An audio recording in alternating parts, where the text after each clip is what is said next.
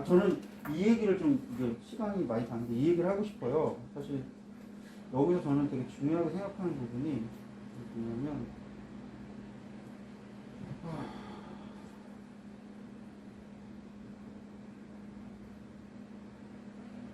여기 262페이지에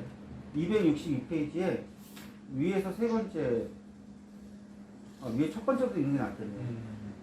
가치의식의 이해를 통한 인간 정신의 이해는 그 자체적으로는 치유의 힘을 갖는데 한계가 있습니다. 물론 그 자체만으로도 현격한 치유의 변화를 일으키는 경우가 아주 드물게 있을 수 있습니다. 그러나 대부분의 경우 인간의 치유는 인간 정신 이해만으로는 어렵다고 하겠습니다. 아까 이제 얘기한 거랑 연결을. 상담자 또는 치료자에게 사랑을 제일 중요한 인자로 하는 인격이 함께 있을 때 가능해진다고 하겠습니다. 이제 이 얘기를 하고 이제 또 하나 제가 이거 하나만 제가 아까 적어놨어야 되는데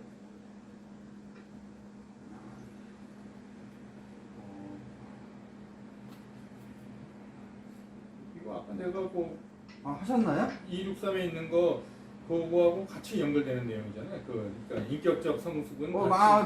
그거하고 같이 연결되는 요거하고 제가 이제 여기 얘기하고 싶은 거는 그러니까 제가 지금 제가 줄을 찾았는데 지금 여기 제가 못 찾겠는데 굉장히 있으면 참 좋겠는데 1분만 찾아서 못 찾으면 그냥 넘어갈게요. 천천히 해요.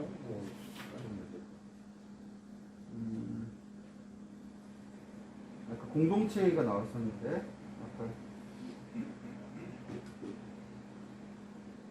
아까 여기 213페이지 213? 예 213페이지 하단에 보면 악순환 그 다음에 선순환 그러니까 순환 그래서 하단에 보면 이렇게 나와 있죠. 214페이지 우리는 비지향적 존재에서 지향적 존재로 자기 존재에 대한 바른 인식을 분명히 하여야 할 것입니다.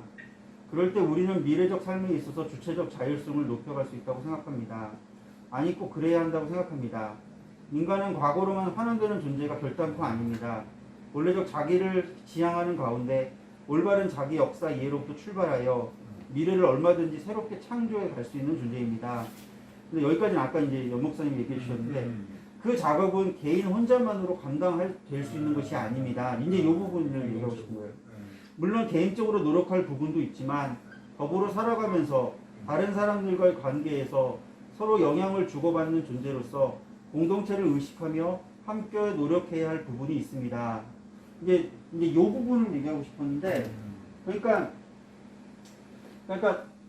단순하게 자기의 과거를 닫힌 세계를 의식한다고 해서 바뀌는 그 정보가 주어진다고 바뀌는 게 아니라는 거지. 그러니까 결국은 사랑의 관계를 토대로 해서 그 관계성 안에서 공동체 안에서 그것들이 공유되어지고 서로 용납되어질 적에 변화가 일어난다는 것이죠.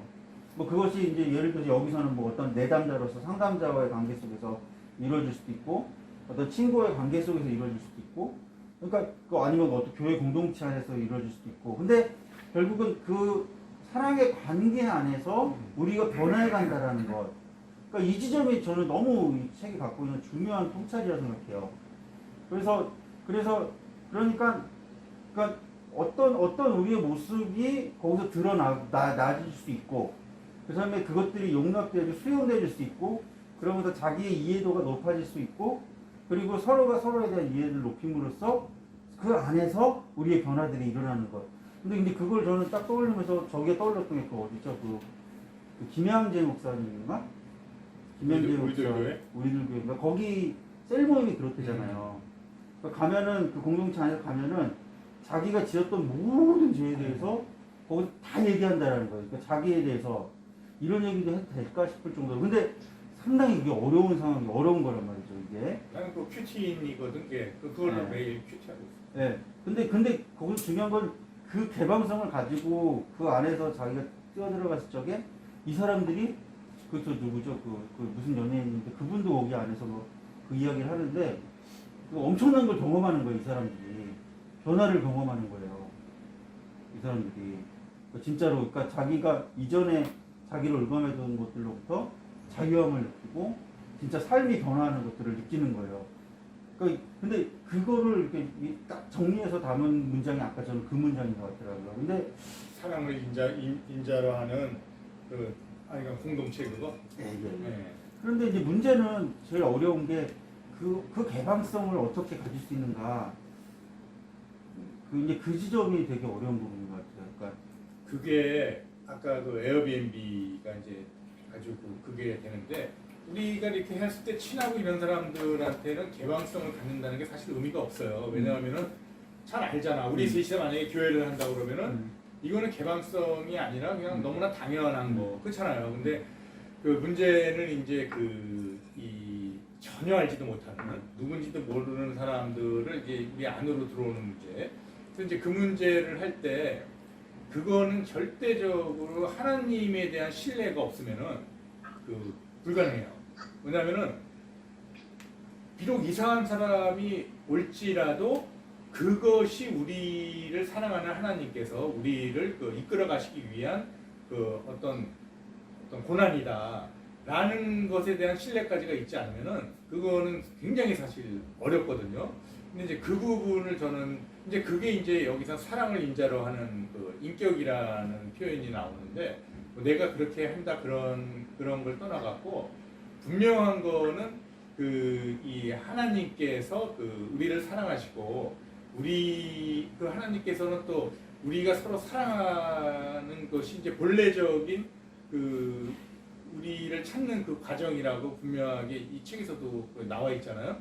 그 과정이 이루어지지 않으면은 그 공동체 내에서 우리가 공동체 내에서 형식적으로 갖기에는 너무나 쉽고 또 그렇게를 많이 하지 않습니까? 일반 교회에서 그런 공동체 내에서 서로 하나님을 이야기하고 이러는 건 많잖아요. 근데 실질적으로 그렇게 오픈을 자기의 그런 걸로 그리고 김양기 목사님의 거기에서도 이런 부분도 우리가 그걸 해야 되는 게 자기의 있는 말 못하는 그런 상처를 이야기를 하면은 이 수치스러움 때문에 하기는 어렵지만 하고 나면은 사실 풀어지는 것도 있어요. 좀 이렇게 마음이 편해지는 그런 부분도 있단 말이에요. 근데 그거는 사랑이라고 볼 수가 없는 거거든.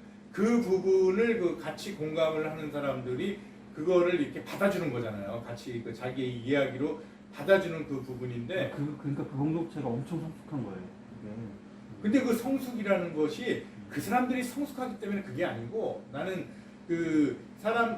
예수님께서 두세 사람이 내 이름으로 모인 곳에 나도 함께 있다라는 표현을 한 것처럼 성령님께서 같이 인도를 해주시기 때문에 그게 가능한 거지 성숙한 사람들이 모여갖고 성숙한 공동체가 된다. 나는 그렇게는 안 봐요. 근데 우리가 너무 어렵게 생각을 하는 거지 이 성숙한 공동체를 우리가 이루는 것보다는 먼저 성령님만 의존하고 믿고 이렇게 공동체에서 그러니까 아까 만약에 시간이 더 된다면 우리 형제님 형제님 김효재사의 형제 때문에 마음이 하다 그랬잖아요. 근데 나도 이제 그런 경험이 굉장히 많단 말이에요. 굉장히 많은데 그거는 내가 이렇게 주인이 돼갖고 형제를 판단하고 이랬을 때 많이 나오는 그거고 거기에 대한 모든 거를 만약에 이 성령님께 조금 더 지금 50대 50이면 한 70 정도만 그걸 해도 좀 마음이 좀 많이 편해지지 않을까. 지금 많이 그러고 놓고 계속 기도를 하고 있어요. 그러니까 조금씩 아까 말씀하신 대로 그 부분을 인식했어요. 그러니까는 이게 힘이 들어가는구나. 그러니까. 근데 그리고 아까 우리 에어비앤비를 얘기했지만 거기에도 하나의 좀 기술적인 게 있어야 되는 게 뭐냐면 제가 사실 아까 우리 양 목사님도 중요한 가슴 아픈 간증을 하셨지만 저도 큰아들하고 지금 사이가 굉장히 안 좋아요.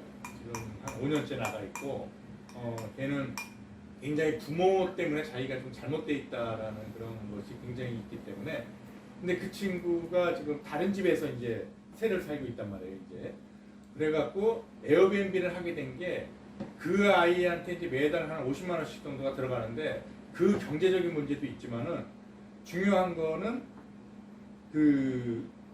우리 작은 아들이 이제 우리하고 이제 잘 살고 있는데 그 아내하고 나하고 약속을 한 게 하나 있어요. 뭐냐면은 큰 아이가 이제 들어오면은 우리가 굉장히 잘 그거 참을성 있게 이제 양보하고 그럴 거 아니까 만약에 들어와서 같이 살면은 그러면은 우리가 작은 아이를 큰 아이처럼 생각을 하고 걔를 대하자라는 거 하나 하고 그러면은 작은 아이하고는 1년 동안 문제가 하나도 있을 수가 없어요.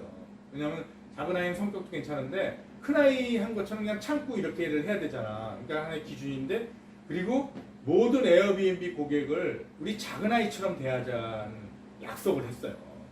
그러면은 부담이 이렇게 있을 때보다 이제 우리 아내가 7개월이 있었던 이혼한 남자가 우리 집에 7개월 동안을 살았는데 그분은 좀 상처가 많은 분이에요. 이렇게 들어와서 딴 사람들은 다 문을 잠그고 있는데 항상 잘 때까지 문을 열어라. 네, 이제 그런 분인데 이혼한 남자분인데 근데 그분의 인상이 조금 이렇게 키도 크고 그런데 우리 아내가 이분 인상이 좀 그러네 그러면서 불안해하는 거예요. 근데 그때 내가 얘기했죠.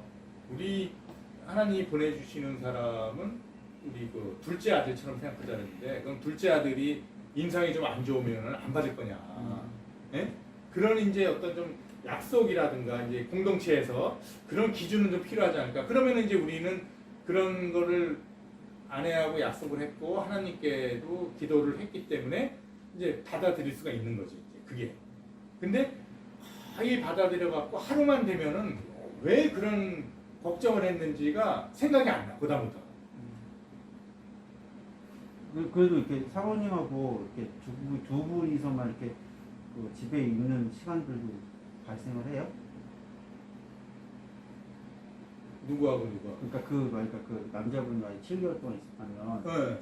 에어비앤비로 집에서 그러니까 그렇죠. 우리 아내하고 나는 조용해요. 우리 아내가 거의 이걸 하기 때문에 아내하고 둘이서 밥도 먹고 같이 얘기도 많이 하고. 그러니까 그 부분이 그렇죠. 이제 일반적으로 그리고 반대적인 경우는 이제 나하고 이제 어떤 아가씨하고 이제 둘이 이런 부분인데 근데 인생을 살면서 우리가 그런 어떤 잘못된 그런 물론 가능성은 있으니까 그런 항상 남자하고 여자의 문제는 가능성이 있지 않습니까? 그리고 뭐 그거는 이제 남자의 여자의 문제보다는 그 남자가 우리가 남자가 있을 때 모르는데 여자만 있을 때 어떤 좀 폭력적인 거나 이런 게 있을지 모른다는 그런 건데 그런 거에 대해서 사실 조금 초연을 하는 것이 하나님께서 이 본래적 자기를 이렇게 만든 그것이 아닌가. 우리가 이웃에 대해서 근데 그렇다고 무조건 그래라. 그거는 굉장히 무책임한 이야기죠. 그래갖고 어떤 결과가 나올지는 모르는데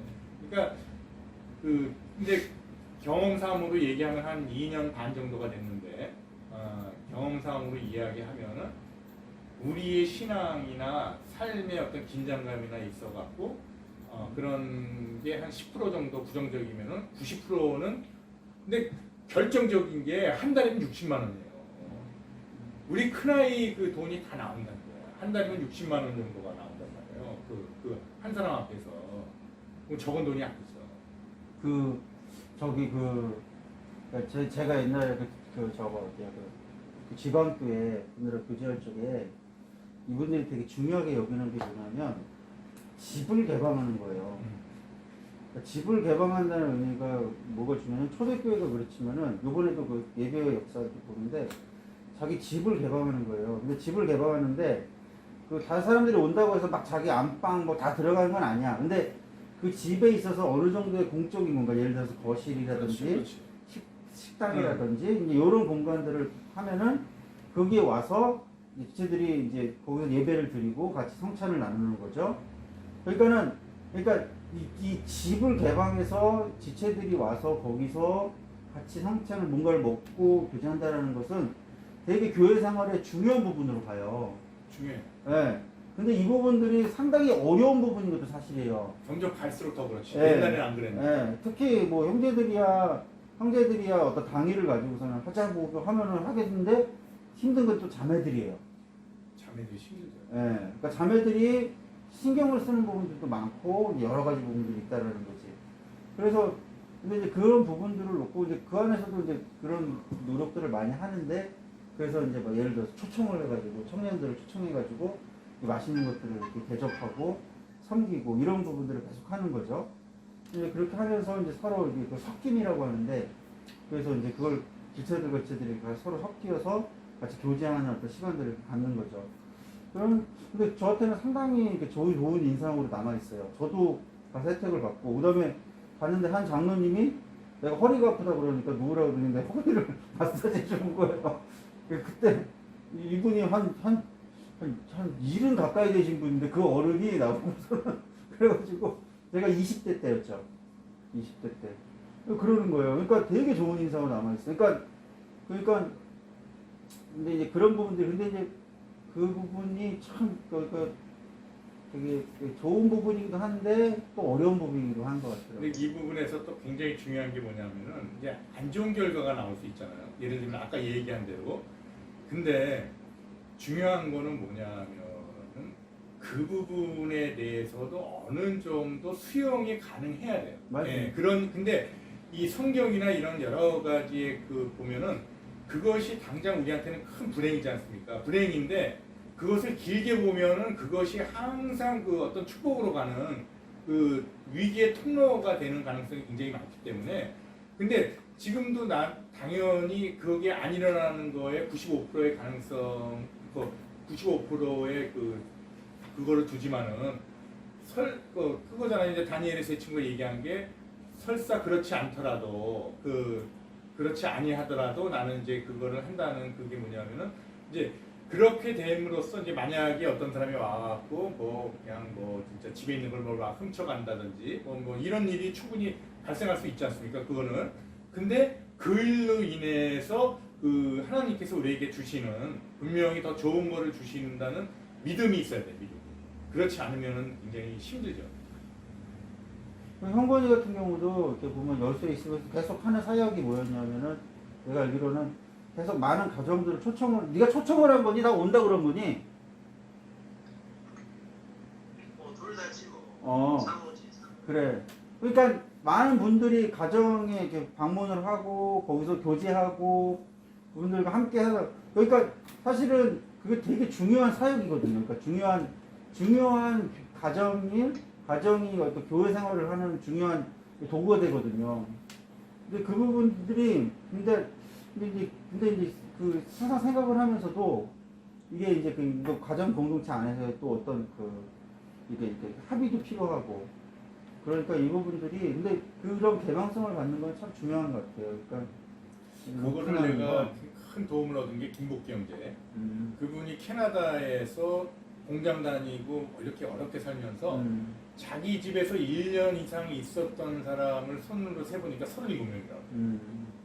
특히 그 4명을 자기 아이들이 어릴 때 4명의 그 중고생 수준의 아이들이 갈 데가 없어갖고 한 7년간을 데리고 있었대요.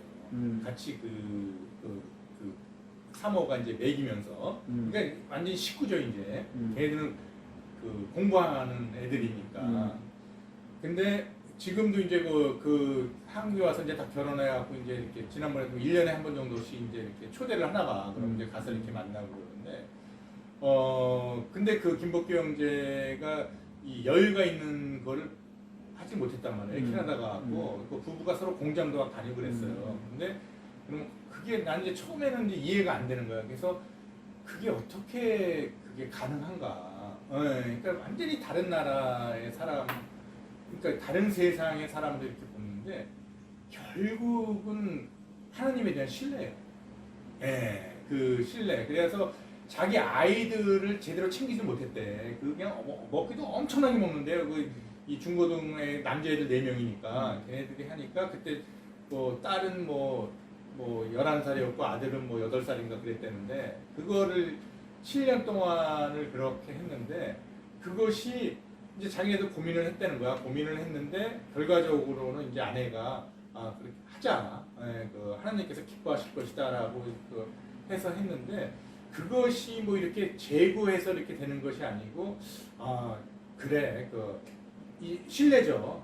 아니 이렇게 하는데 하나님께서 어떻게 해주시겠지라는 그런 것이 이제 있었는지, 저는 이제 그분들이 아니어서 모르지만은 그 얘기를 처음에 들었을 때 너무 상상이 안 되는 거야 이게. 근데 지금 저 같은 경우는 솔직히 말해서 이 사람들을 통해서 돈을 받잖아요. 그러니까 경제적인 문제도 이제 영향이 있단 말이에요. 우리도 근데 분명한 건 이제 리스크 문제가 사실 더 크지 않습니까? 그게 그런 문제에 대해서 하나님께서 이렇게 하든 저렇게 하든 이끌어 주시겠지라는 믿음의 결국은 문제다. 네. 그렇게 봐야 될 것 같아요. 제가 볼 때는. 하여튼 그래서 제 논의 초점은 그러니까 가정을 개방하고 하여튼 이 관계성 안으로 내가 들어가고 우리가 들어가지 못하면 우리의 근본적인 변화는 사실상 없다고 보는 게 맞는 거예요. 자기가 아무리 무슨 뭐 신학적으로 뭔가를 계속적으로 추구를 하고 뭔가를 이렇게 계속적으로 뭐 이렇게 더 지식을 쌓아나가고 자기 과거를 막 자기 역사를 막 파헤치고 아까 얘기한 것처럼 거기 다친 의식을 아는 것까지가 거기로 들어가는 그냥 그건 정보예요 그냥. 근데 실제적인 변화는 관계 안에서 이루어진다는 거예요. 사랑의 관계 안에서 자기를 개방할 수 있는 개방성, 상대방을 수용할 수 있는 수용성, 그러니까 사랑이라는 의미로 말할 수 있는 이 안에서 이 관계성 안에서 우리가 놓일 적에 진정한 변화가 일어난다. 저는 이 부분, 이 메시지가 이 책이 갖고 있는 되게 중요한 주제가 아닐까. 나도 처음에는 다친 의식 쪽에 더 깊이 들어갈 줄 알았는데 이게 4챕터에서 확 바뀌어버리더라고요 이게. 그러니까 다친 의식은 여기까지고 그것은 정보를 주고 그 사람을 더 알아가는데 필요하고 근데 바로 그냥 그 다음으로 나와요. 근데 이제 물론 다친 의식을 치유하기 위해서 어떤 질병적인 속에서는 그렇죠. 전문가라든가 아니면 의사 이런 입장으로 의사 입장에서 전문가적 입장에서 어떤 이런 상담 치료가 필요하겠지만 그러니까 근데 근본적으로는 그건 역시도 사랑의 관계 아니라고 정의를 하잖아요. 그러니까는 내담자와 상담자와 간의 그 관계 안에서 이루어지는 것이다. 상하에 대한 신뢰를 바탕으로 해서. 그러니까 결과적으로는 이제 저는 이 부분을 이 책을 보면서 생각하는 건 결국은 그러니까 이 관계 안에서 우리가 변화되는 거구나. 관계 안에서 그거를 거부한다면 이제 근데 기독교는 그게 핵심이잖아요. 근데 내가 여기서 공동체라는 개념으로 이제 얘기했잖아. 굉장히 중요시하지 않습니까? 근데 지금 고린도전서 12장에서도 이제 몸의 지체로 이야기를 하잖아요. 근데 거기서 보면은 몸에 뭐 우리 팔이 있고 다리가 있고 눈이 있고 이게 이제 한 지체 아닙니까? 이제 이 몸을 이루는 하나의 지체들을 이루는 거. 그리고 우리 교회 성도들은 그리스도라는 몸에 이게 붙어 있는 하나의 이제 지체들이지 않습니까? 우리 성도들이 다 다양성을 갖고 그러니까 사도 바울이 이야기한 것이 이제 이 지체가 뭐 더 이런 은사를 가진 지체가 더 귀한 게 아니고 이제 이런 관점으로 이야기하는데 그 안에를 자세히 보면은 굉장한 것이 들어가 있는데 뭐냐면은 우리가 구제를 하거나 뭘 할 때 굉장히 그 안에 지체 안에서 그들만의 리그라든가 이런 관점이 있잖아요. 근데 사실 우리가 온전히 한 교회라 그러면은 하나예요, 하나. 하나고 하나의 몸을 이루고 있는 거 아닙니까? 각 지체들이. 근데 예를 들면은 내 손이 아프면은 내가 이 다리에 상처가 났으면은 여기를 치료하는 건 너무나 당연한 거예요. 근데 다른 사람의 다리가 다쳤을 때 그걸 치료해 주는 거는 다른 문제라는 이야기죠. 내 거는 너무나 당연한데. 근데 우리는 같은 공동체 안에 포커스를 맞추는 것에 굉장히 집중을 하고 초점을 맞추는데 그거는 그거는 아니 그러니까 내 얘기 들어봐요. 그래서 그 부분도 우리가 이제 여러 가지 논란이 있는 그건데 분명한 것은 거기에서도 사도 바울이 몸과 지체라는 것을 표현을 하면서 그 부분을 생각을 안 했을까? 틀림없이 생각을 했을 거란 말이에요. 근데 예수님이 결국은 이웃이 누구냐 그랬을 때 원수처럼 지내는 그것도 굉장히 돕기 어려운 상황에 있는 사마리아인을 지적한 것처럼 우리의 이웃이라는 거는 예수님이 이야기한 것처럼 정말 나하고 전혀 맞지가 않고 나하고 상관이 없을 것 같고 이런 것에 대해서 이 지경을 넓히는 것에 분명히 초점은 아니고 하나의 방향은 있다. 초점은 아니더라도 되게 좋으신 부분, 되게 맞는 말씀인 게, 그러니까 우리나라 교회의 그 문제가 뭐였냐면은 개토화된 공동체였다라는 거예요. 그러니까 우리들만의 리그, 그러니까 우리들만의 닫힌 공동체. 그런데 사실은 우리가 경험하는 많은 바로는 우리가 예수님을 만나고 나서 주님을 조금씩 알아갈 때 우리가 다른 세계에 대해서 개방적인 관계에 대해서 개방적인 태도로 변화된다라는 것을 경험하는 경우가 많은데, 그러니까 예를 들어서 그것이 그러니까 그러니까 이 교회의 공동체를 확장시키기 위해서 다른 사람들과의 관계를 맺어나가는 구조가 이전까지 문제였다는 겁니다. 그건 뭐냐면은 이 개토화된 공동체를 이의 이익을 위해서 다른 관계들을 수단 삼는 거거든. 이거는 진정한 이 관계성 안에 들어가는 사람이 아닌 거예요, 사실은. 이용하는 거예요, 이용하는 거. 근데 그게 아니라는 거예요, 주님은. 그러니까 제가 말하는 관계성이라는 거는 아까 말씀하신 대로 그 우려를 전제로 해서 당연히 우리가 그거를 되게 그것을 그러니까 그거를 스스로 잘 봐야 되겠고, 그런데 그것을 넘어서서 우리가 그 관계성 안으로 들어가는 것, 그것을 계속적으로 익혀나가는, 그러니까 제가 그런 사람이기 때문에 얘기를 하는 거죠. 형건이가 알겠지만 저는 되게 폐쇄적인 사람이거든요. 되게 폐쇄적인 사람이라고. 그러니까 혼자 있는 걸 되게 좋아하는 사람이고 그런 사람이에요. 예. 근데 주님을 만나고 조금씩 이 관계성 안으로 주님께서 나를 계속 이끌어 주셨단 말이에요. 계속적으로. 그리고 그러면서 다른 사람에 대해서 생각할 수 있는 마음도 주시고, 그러니까 이런 것들이 조금씩 저를 주님께서 인도해 주셨다는 거. 그러니까는 그런 부분들에 대해서 그게 바로 회복이라는, 부활이라는 것과 연결이 되어 있다라는 걸 이제 인식하게 된다는 거죠. 그게 바로 부활의 과정이죠. 예. 누구 말씀하시는 거 아니에요? 뭐 이대식 목사님 말씀하세요? 아니에요. 그러니까 저는 그게 부활이라고 봐요. 그러니까 그게 저는 지금 부활의 존재로서의 삶을 살아가고 있다는 거 보는 거예요. 그리고 그게 완전한 그 부활이 우리 가운데 이루어질 것이라는 걸 믿는다는 거예요. 그러니까 제가 저의 스스로에 대한 부족함에도 불구하고 절망하지 않는 거예요. 양 목사님 이제 한 명씩 얘기하고 마무리를 하는 게 어떨까요? 네네네네. 좋습니다. 네.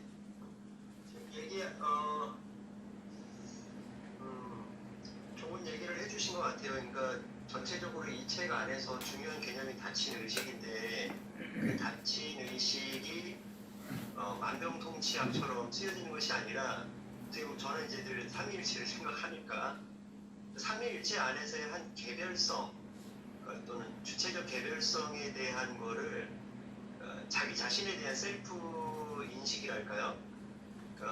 하기 위해서 자기가 이제 왜곡된 어떤 경향성에 의해서 살아갔던 닫혔던 부분들을 열려놓고 자기를 온전하게 새롭게 창조하신 어떤 본래적인 자기 자신을 찾아가는 어떤 그런 것, 또는 타인에 대한 것도 동일하게 그렇게 인간에 대해서 이해를 한다면 그런 자세를 가지고 관계를, 자기 자신이나 다른 사람들을 보게 된다면 좋겠다는 생각을 이제 이분은 갖고 있으면서도 동시에 그것 자체로는 또 치유의 온전함으로 들어갈 수 있는 것이 아니라 삼위일체적으로 공동체 안에서 그 관계를 통해서만 진정한 어떤 치유나 온전성 그런 것들을 이뤄갈 수 있다라고 하는 생각을 가지고 있는 것 같아요. 그리고 우리가 요한계시록의 새 예루살렘 성은 그 하나잖아요, 하나. 공동체적으로 한 몸으로 이제 이루어졌는데, 그렇게 한 몸이지만 그럼에도 불구하고 성문은 성문이고, 그러니까 개별적으로 기둥은 또 기둥들이고, 이렇게 각자 생생하게 살아있는 마치 출애굽 후반부에 나오는 성막이 하나하나의 소재나 재료로 구성되잖아요. 구성됐지만 그 구성된 거 안에 분명한 임재 속에 예, 하나님의 나라를 또 이렇게 또 형상화해서 보여준 것이 아닌가, 이제 그런 생각을 이 저자가 결국에는 개별적인 것과 또 공동체적인 것을 함께 제시를 해줬다고 저는 생각이 되고, 그러니까 사랑의 공동체를 통해서만 우리가 온전해질 수 있고, 뭐 이런 부분들도 저도 이제 동의를 하고, 그런 부분이 굉장히 중요하다는 생각을 오늘 얘기하면서 들으면서 들었던 생각이 된 것 같습니다.